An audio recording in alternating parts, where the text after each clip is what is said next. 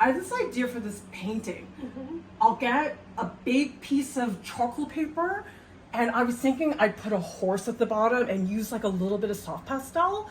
But then what if I put gesso at the top that's tinted a little purple? Do you think that'll work? That sounds like a lot of ideas. Have you done thumbnails? Yeah, but what I'm trying to figure out though, it's like, what if I just put purple in the upper right, and then I like put all these marks at the bottom, and then there's a Trojan horse? Do you think that would look good? What is your concept? I just don't understand. Yeah, but like if I put like, what about the Trojan horse? Like, wouldn't that What work? about it? Why?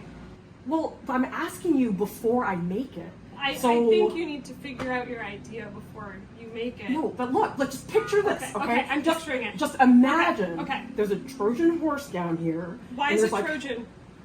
I don't know, because it's specific. I like Trojan horses. So you put it at the top, but then I was thinking, like, what if I put a little bit of soft, no, just Okay. listen. Okay.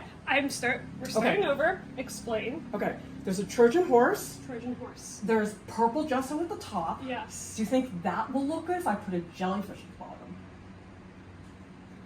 What about the horse? Where'd the jellyfish come from? Why? It was at this moment they knew.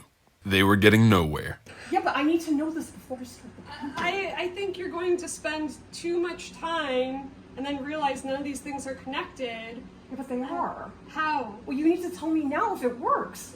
I think you need to tell me how they're connected, and then I can tell But you they if it are. works. They're in the same painting.